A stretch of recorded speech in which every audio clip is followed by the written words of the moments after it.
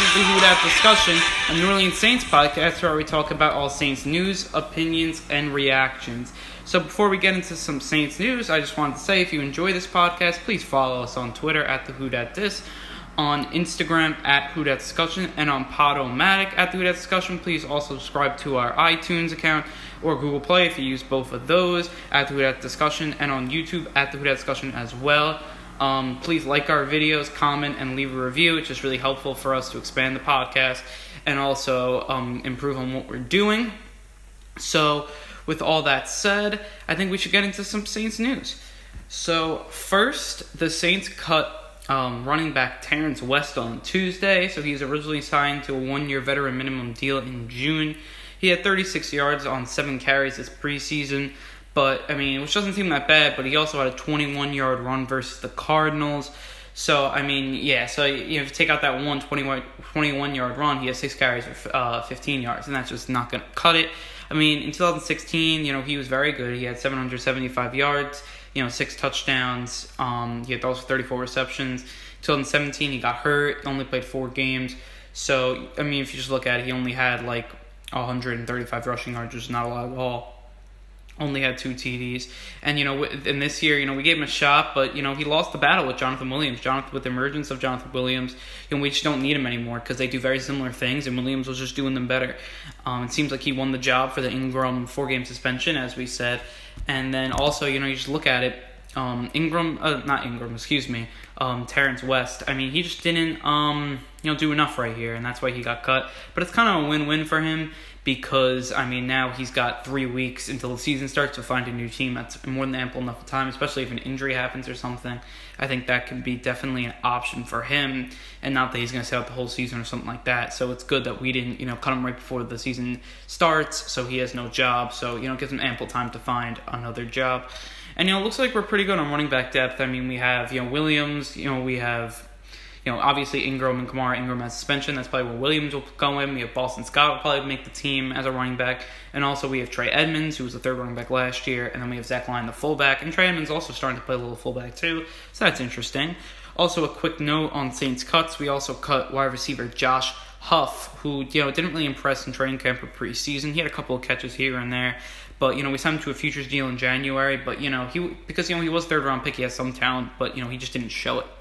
So on to our next set of news.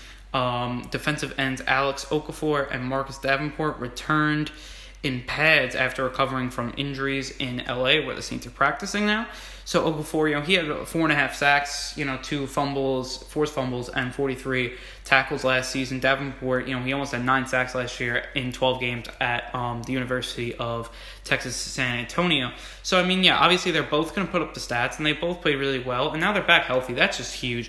You just look at it. Now our depth at, the defensive end position, is really, really good, especially opposite Cam Jordan. We have Okafor, who is a very seasoned vet. He's a lot of talent. I think he can at least have 6 sacks if he's healthy. He had 4.5, when he was not really, he didn't play, 6-7 games this last season, and now he's coming full season. He would add 7-8 sacks, which would be huge. And I think Davenport could put 6 to 8 sacks as well. So I think if they both put 6 to 8 sacks, or 5 to 8, whatever the numbers are, and they put over 10 sacks put together, that would be huge. That would be a huge push forward for this defensive line. And you just look at it. Davenport also looked really good in the first couple practices with LA. He had a couple of great bull rushes. You just see his physical talent right away. He's able to just overwhelm offensive linemen on the bull rushes, and he also had some great run stops as well. So I think he's going to be a force to be reckoned with coming into the season. But we'll really show his potential. He's going to be on the field in that third preseason game. That's why it's really big for him to play that game and play a couple of quarters, which Sean Payton said he's going to play. So I think we'll see about that. And also another set of news, Sean Payton just said today that the starters will play in the second quarter, if not the whole half, on Saturday against the Chargers. That's going to be really big. We'll really get to see where the starters are at. So now that really transitions nicely to our next topic, which is a Saints-Chargers preview in the third preseason game. So just some notes before the game. The Saints practice in LA all week since, I think, Tuesday, and then they're going to be practicing until Friday, and then Saturday they play the game. You're really going to just see, all the starters, because it seems like everyone is healthy. I hope everyone stays healthy, knock on wood for that. You just look at Marcus Davenport's now healthy. It seems like Cam Jordan will play. He was a healthy scratch first 2 games. Breeze will play. as he was a healthy scratch. Kamara will play. He was a healthy scratch in game 2, so he'll play. Okafor should get a couple snaps on a limited basis as he's coming back from his injury. So I think that's going to be really big as, we kind of get to the season, really, build up chemistry with this team. So, we're going right into the preseason coming in hot. So I think that's really big on the Chargers side. Rivers will play, and, I think it's just really big that they're going to have their starters, we'll have our starters. They're pretty healthy as well. They're missing their cornerbacks, I believe, but I don't know if they're going to be playing or not, but, they're working their way back. If I were them, I would try to play them, especially a player that's as good as, Casey Hayward, who's dealing with a hamstring injury. Just try to get him to try to get some chemistry with his, other cornerbacks. I think that's really big. He may not play. It's a hamstring injury. Could, especially if he re-injures, it could be bad. So you can't rush him back. But, it is what it is there. And then also Joey Bosa, he's injured as well. So we'll see if he plays or not. He's also that questionable. So those two, they're big players that are questionable. So now on what to watch for the Saints in this game. So first is, how will the offense play? Breeze under center. This is also, what to watch for last week, but Breeze didn't play, so we didn't get to see that. Now we'll get to see that full. It's confirmed. Breeze is playing. And it seems like, we're going to have a half of our full offense. So we'll really see how much points we put up. Hopefully we could put up a few touchdowns. And then also, really see, if Breeze has his arm strength and has his accuracy like he did in the past. He definitely should, and it looks like he did in practice, but, we'll get the confirmation when he plays. Also, it's big to get chemistry with the full offense with Meredith, Traquan Smith, as he, practice can only do so much. You want to play in games against other opponents to really see how you can do. So I think that's really big as well, and just have our offense as a cohesive unit. Really going to see what we're going to do on offense this year. I think it's a good preview of what we're going to see. Obviously, it's not a full, I would say 75%. This is what our probably offense is going to be. And then the other 25 is really game planning, because you're not really game planning that much in preseason. But, I think that it's 75% what's going to be like in 25, the game plans and stuff like that. It will teeter there and there. So, if we scored, 28 points and a half, I'd be, obviously great. But, it's not fully this offense going to score 28 points, per half. I think it still needs, it's not like just set in stone. I think you take it as a grain of salt. It's good or it's bad because it's still just preseason. And there still is not a lot of, game planning going on. So on to our second thing to watch is going to be how the defensive line playing fully healthy with everyone intact. You got Cam Jordan, Marcus Davenport, Alex Okafor, Sheldon Rankins, David Onyemata, Tyler Davidson. How are these guys going to play all together? Will they get consistent pressure? Will they be able to stop the run? Which I think they will really be able to do. I think this is going to be one of our best units up front. And I think you're going to see a real improvement in a lot of players up there. And I think we're going to get consistent pressure, not only with Cam Jordan, but I think the opposite side too. And I think that's where our defense is going to thrive. That in the secondary. I feel like the linebackers, they've been actually a real highlight for our team this preseason. So if all three of them are playing good, I think we'll probably be a top 10 defense. But just how we can see it all plays good together, because we've only been playing piecemeal. We haven't really been playing our whole defensive line in the game. So now we'll fully get to see our full defensive line. So now on to our third thing to watch for, and that is going to be to see how our starting LBs are for the season, because we've been jumbled up. We've been changing our linebackers a lot. To me, I think we have 4 starting linebackers for 3 spots, which is obviously amazing. You want that depth. But, we're going to see who's going to wear the headset, and I think that's really going to really see the case to really see who is communicating with the coaches and stuff like that, and which I think should be Demario Davis. But I think just to see it, to me, I think the starting lineup should be either, you got Demario at weak side, Manti Te'o in the middle, and AJ Klein in strong side. And that's if Anzalone's not ready. To me, I feel like Anzalone's ready. I play him at the weak side. I play Demario Davis in the middle where he's best at, and then AJ Klein at the strong again. So I think that's going to be really big just to see where they play and just, to see how good they do in these positions, because this is probably what they're going to be in the regular season. I think positioning in Game 3 is actually one of the biggest things. We see how the depth chart really goes down, and we'll really see where Sean Payton envisions, every player in what situation and, where they are in the depth chart. And just, I think that's really big. And that's what's really going to be telling.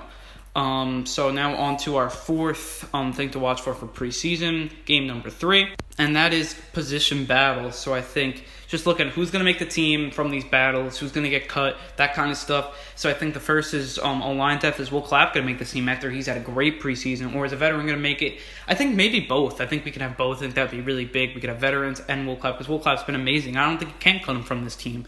And that's how good he's played. He's been on, all preseason game 2 teams. That was also really good for him. That was by Pro Football Focus, I believe. So I think that's, we think we should have him on the roster. For wide receivers, the battle they're going on, who's going to make the team there? Is it going to be, Brandon Tate and Michael Floyd, the free agent pickups, or is it going to be in-house players like Tommy Lee Lewis or Keith Kirkwood.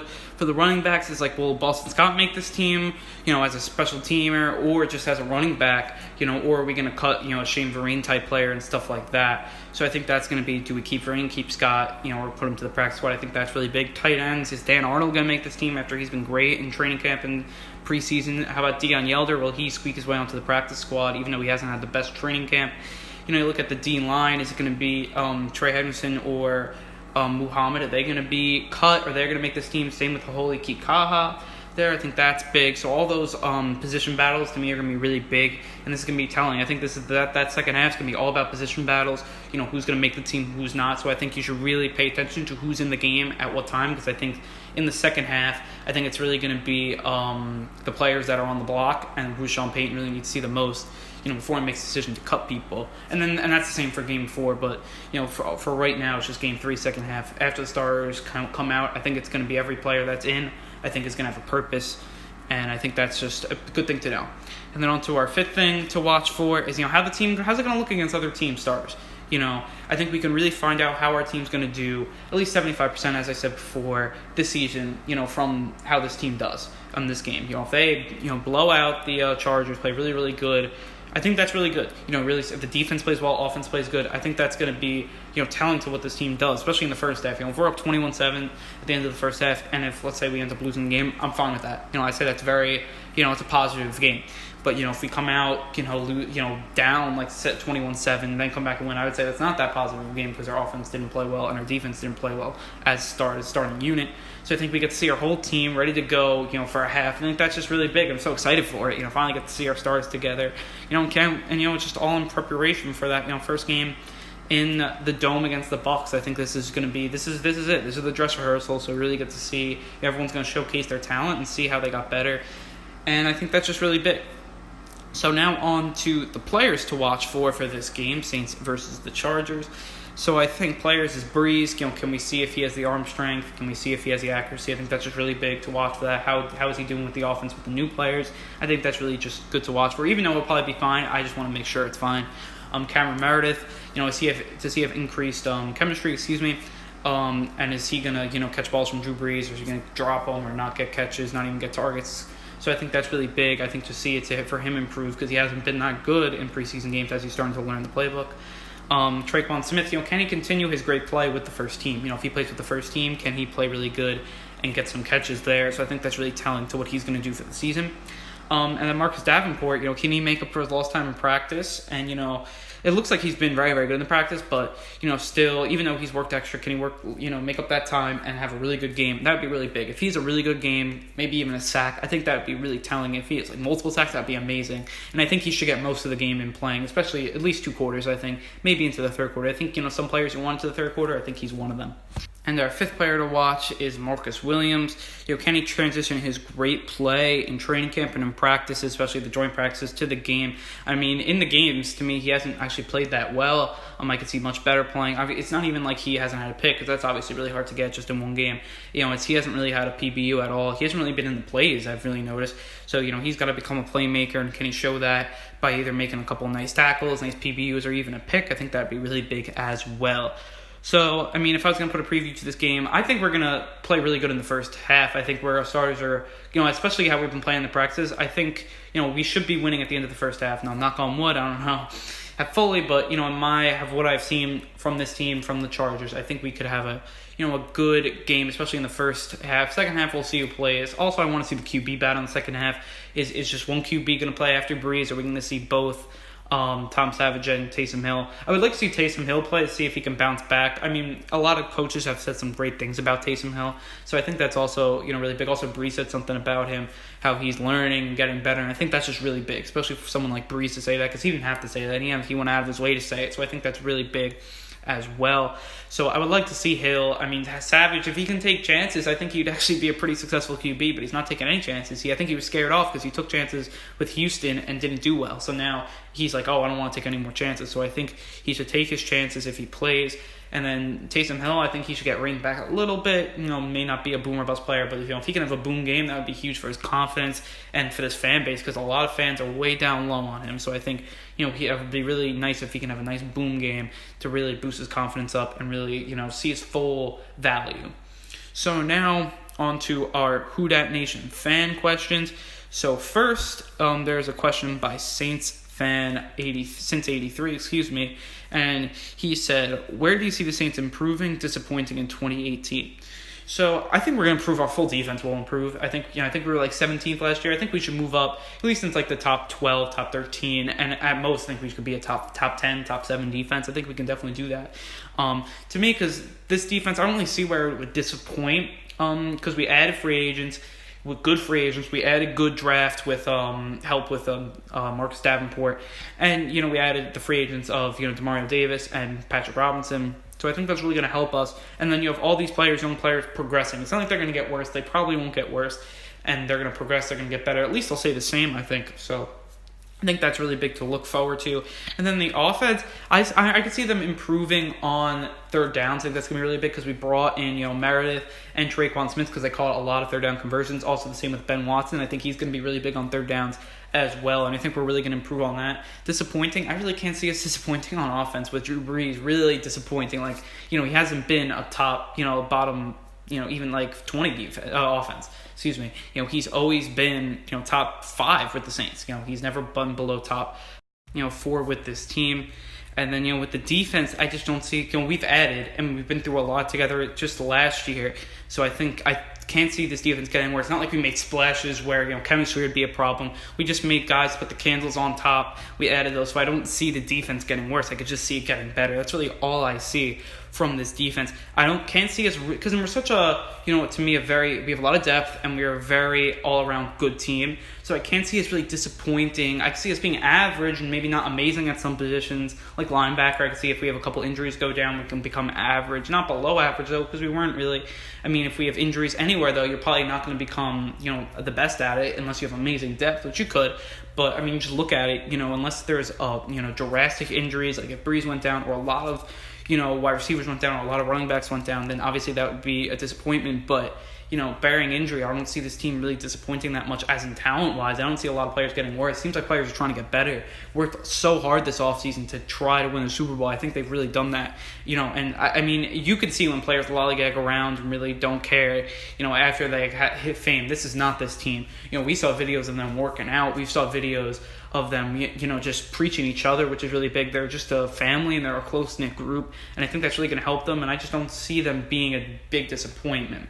I just don't see that. You can see other teams just add great free agent pickups, and then they don't work out because of chemistry or, scheme fit or stuff like that, and they just got them because they're good players, and those teams, they take a step back, and really not the teams that add little players that are just good for their scheme and it works out for them. And I think that's what we did. And usually those teams don't get worse. So that's what the Patriots do. They just pick and choose where they're going to upgrade. Obviously they have a great core, and that's that, and then they get better, and they have sustained success. And I really think the Saints are trying to follow that, and I think they did. And also our second question is by WhoDat91341 on YouTube, and he asks, do you think the third preseason game is a good way to tell if we're going to do good in 2018? So here I think it's yes and no. So yes, as you're playing other team starters, it's a game atmosphere. It's obviously in a stadium with fans. You're going up against other talent, especially good talent like the Chargers. They're probably going to be a good team as well. So, you really see where you stand talent-wise. But then no, because I said it's like 75-25. You see that 25 is game plan, and that can change your game. When you have a good game plan, good schemes and stuff like that you don't show in preseason but you show in the regular season, that could be a make or break right there. So I think that's, really big. You're still going to be vanilla, a lot vanilla because it's preseason. You're not going to see a lot of exotic plays. And I think that's really big to really put weight into or not put weight into. You'll see your talent, you'll see because just one-on-ones and stuff like that. But you'll really, and how that stacks up, but then you won't really see the game planning and, scheme part of it, which really comes in the regular season, and I don't think we'll see that until that, because that really happens on, closed practices where not even the media is allowed in, so I think that's really, in, meetings and stuff like that, and we won't see that until the regular season, so that's why the third preseason is good. It's better than training camp, but it's, not better than an actual game, and that's why it's a dress rehearsal, it's a step above practice, step above training camp, and a step above the other preseason games, but it's still a step below the regular season games. So with that, I think that will wrap up this podcast.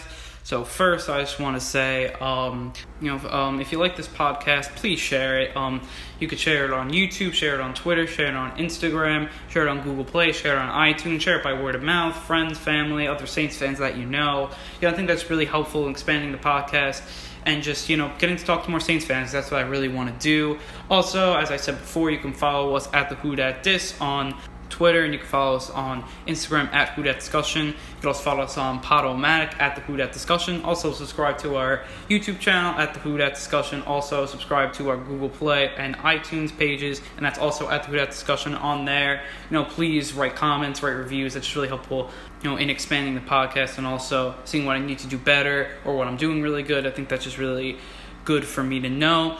And then also on YouTube, write comments as well. You could also put questions on there. If you have questions, you could send them to our email at thewhodatdis@gmail.com. Also, you can send them at thewhodatdis on Twitter and at the Who Dat Discussion on Instagram as well. And also, you could comment on all our various sites that we post the podcast as well. And you can put your questions there coming into the season.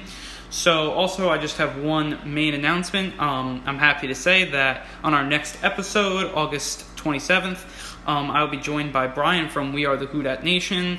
And on that episode, we'll probably preview the upcoming season. And then also we'll recap the Saints-Chargers game, see how that went. Hopefully it went into a victory. I'm so excited to have him on. He does great work on his YouTube channel. And, if you haven't checked him out already, go check him out at We Are the Who Dat Nation on YouTube. Also, you can follow him on Twitter at WATWDN.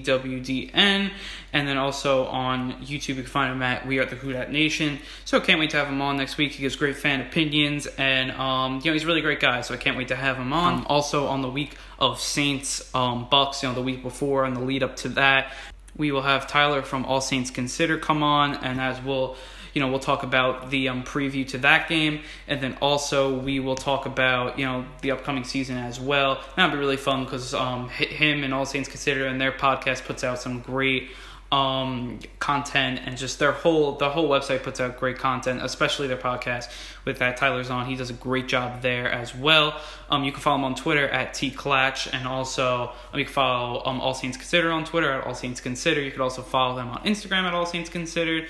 So thank you to all those guests for coming on the show. That'd be really fun. I can't wait to start having guests. And then all with that said, I want to say thank you, prove them right, and Who Dat.